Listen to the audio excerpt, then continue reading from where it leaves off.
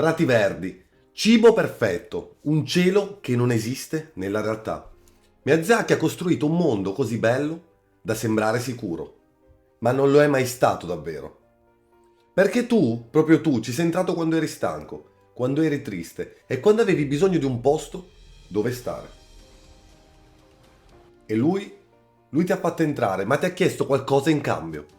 Totoro sembra apparire proprio quando la realtà diventa insopportabile, quando due bambine non sanno ancora se la loro madre tornerà a casa. Chihiro salva i genitori, ma quando esce dal tunnel, quel mondo è già fuori dalla sua vita. Kiki riprende a volare, ma qualcosa nel suo legame con Gigi è cambiato per sempre. Nel film Ghibli la bellezza non arriva mai gratis. E quando capisci il prezzo, non puoi più guardare questi film come facevi prima. Signori miei, benvenuti su Akira Popcorn. Partiamo dai fatti e non dalle teorie. Da quello che i film mostrano davvero.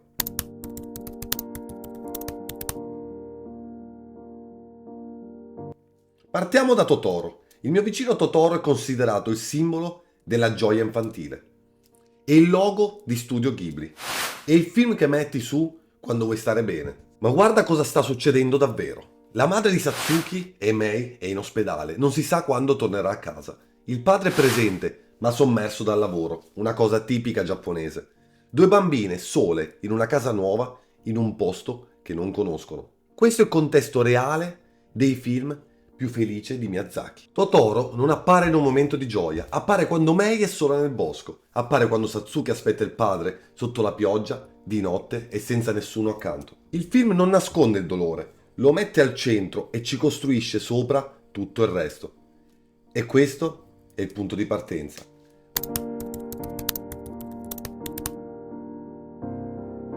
La città incantata. Chihiro entra nel mondo degli spiriti. Lavora, cresce, salva i genitori. Fin qui sembra una storia di formazione classica. Ma c'è un dettaglio che il film ci mostra chiaramente. Aku è un dio fiume. Il suo fiume è stato cancellato, interrato sotto il cemento anni prima degli eventi del film. Non esiste più un posto dove tornare.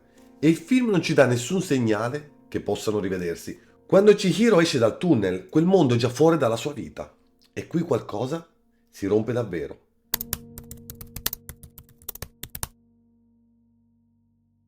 Parliamo adesso di Kiki. Kiki perde i poteri a metà film. Non riesce più a volare.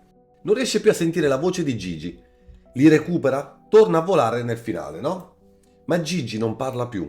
E non è solo un dettaglio casuale. Il produttore Toshio Suzuki lo ha spiegato così. Gigi rappresentava una parte di Kiki stessa, la sua voce interiore. La parte di lei che apparteneva all'infanzia. Quando Kiki cresce davvero, quella voce scompare. Kiki non è più la bambina che parlava con il suo gatto. E qui la perdita diventa personale.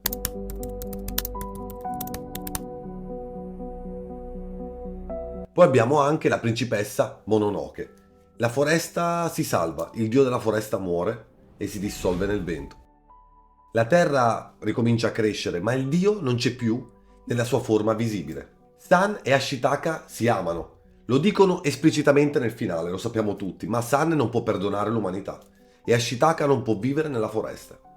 Si prometteranno di vedersi, ma vivranno in mondi separati per sempre. Il film non ha un villain sconfitto e non ha un mondo che torna come prima. Ha un equilibrio nuovo, costruito sulle macerie come spesso accade di quello vecchio, e qui non si torna più indietro. 4 film, 4 finali che il fandom chiama felici, eppure in ognuno c'è qualcosa che non torna. Qualcosa possiamo dire che manca, qualcosa che è andato perduto per sempre. E non è un caso, è un pattern che si ripete. Quindi la domanda è questa: perché? Perché uno studio che potrebbe fare solo finali felici, che ha i mezzi, il talento e sicuramente il pubblico non manca, sceglie sempre di lasciarti con qualcosa che manca? Non è un errore di scrittura e sappiamo benissimo che non è pigrizia narrativa, è una scelta precisa, ragazzi. E quando capisci quella scelta, capisci davvero cosa sono questi film.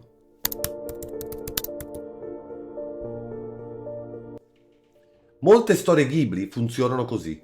Il protagonista entra in un mondo straordinario, affronta qualcosa di impossibile. Trova sì una soluzione e fin qui la storia è normale, ma poi arriva sempre un momento silenzioso e quasi nascosto in cui il protagonista paga un prezzo, e non con la vita, non con una sconfitta epica, con qualcosa di più sottile, con una parte di sé che non esiste più. Satsuki non è più solo una bambina dopo quella notte di pioggia. Chihiro non è più la stessa ragazza che è entrata nel tunnel e Kiki non è più la strega che parlava con il suo gatto. Ognuno di loro ha guadagnato qualcosa, ma ha lasciato qualcosa dall'altra parte. Spesso questi film vengono letti in un solo modo da maggior parte dei fan. È una storia di crescita, è una storia di speranza e alla fine vince sempre la vita. E non è sbagliato, ma è a tratti incompleto perché quella lettura ignora una cosa fondamentale, che nei film Ghibli la crescita non è mai gratuita, come accade nella realtà. Non esiste un personaggio che diventa più forte senza perdere qualcosa, anche di preciso, lungo la strada. Miyazaki non te lo spiega, non lo fa così, non lo sottolinea, te lo mostra e va avanti. Come se fosse normale, come se perdere una parte di te fosse semplicemente parte del percorso. C'è una cosa che Studio Ghibli ha sempre comunicato. Nei poster, nei trailer, nel merchandising, i nostri film sono meraviglia, i nostri film sono magia, i nostri film fanno stare bene. E in superficie, Akira Popcorn vi può dire che è vero, ma c'è una domanda che quasi nessuno fa. Perché fanno stare bene? E non perché ignorano il dolore, signori, ma perché lo attraversano. Perché ti portano dentro ad una perdita reale. E poi ti mostrano che si può continuare lo stesso. Tu ti puoi immedesimare e questa è la funzione vera di questi film. Non è il conforto, è la catarsi. C'è una differenza enorme tra le due cose. Il conforto ti dice che andrà tutto bene. La catarsi ti dice che alcune cose, per quanto lo vogliamo, non tornano mai. Ma puoi andare avanti lo stesso. Ridurre questi film al farti stare bene significa perderne metà. Ora facciamo un passo indietro, perché quello che abbiamo visto nei film non è un'invenzione di Miyazaki, ma è qualcosa di molto più antico.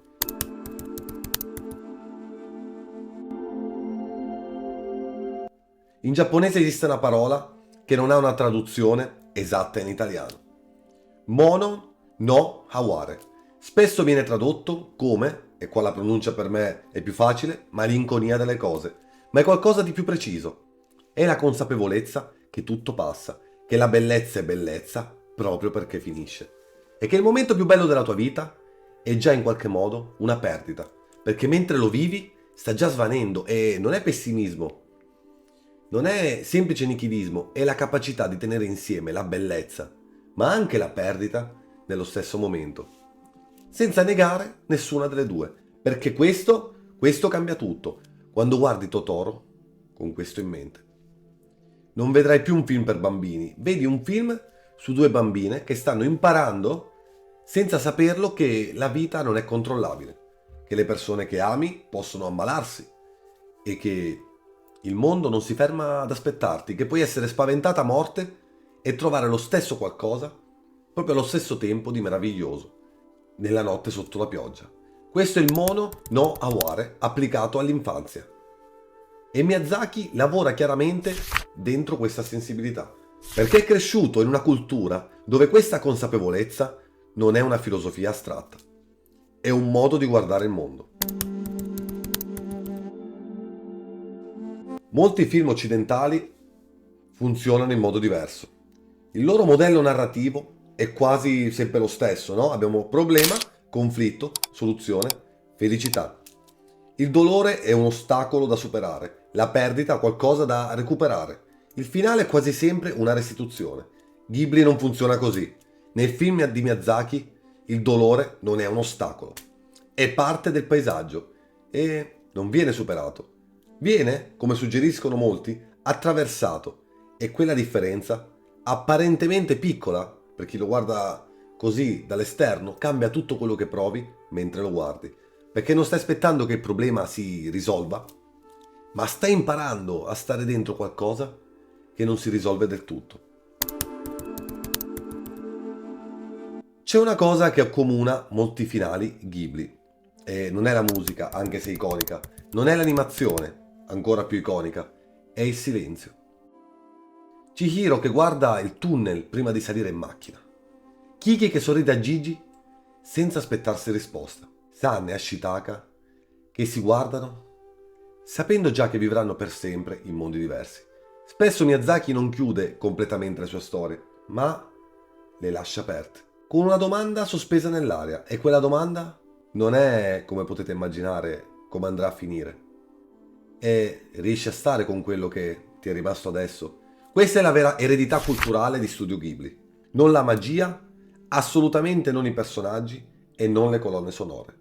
Tutte e tre pilastri fondamentali, ma la capacità di mostrarti una perdita e farti sentire, nonostante tutto, che vale la pena continuare. Quindi arriviamo qui. C'è una sola domanda che conta davvero. Perché continuiamo a tornare? Se fanno male, se lasciano qualcosa di aperto, se ogni finale ha un prezzo, perché torniamo? Perché la vita funziona esattamente così. Cresci e perdi qualcosa, ami e rischi sicuramente qualcosa. Vai avanti e lasci sempre qualcosa indietro. E noi lo sappiamo. Lo sappiamo da sempre. La verità di Totoro non è Totoro, è Satsuki che piange da sola in un corridoio d'ospedale. E trova lo stesso la forza di tornare a casa. La verità di Chihiro non è il mondo degli spiriti. È una ragazzina che impara a dire addio e non dimentica chi è. La verità di Kiki non è la scopa volante. È una ragazza che perde la voce della sua infanzia, ma impara a volare lo stesso, ce la fa. La verità invece di Mononoke non è la foresta, è che alcune distanze non si colmano e si può volersi bene lo stesso. Studio Ghibli non ha mai fatto film felici, ha fatto film onesti, e l'onestà, quando è avvolta nella cosa più bella che tu abbia mai visto, ti attraversa. Ti lascia qualcosa perché ti fa capire. Ti ricorda un po' te e ti cambia, anche solo di 1 millimetro. E la prossima volta che senti quella sensazione strana nel petto, che io ho sentito parecchie volte, quella malinconia che non sai spiegare, non ignorarla. Stai sentendo qualcosa di vero. E in quel prato verde, tra cieli impossibili, Miyazaki ti lascia da solo con la verità. E tu che farai? Se anche tu senti questa verità, resta qui con me. Ci sono tantissimi altri mondi da scoprire. Ciao ragazzi, ciao da Akira Popcorn.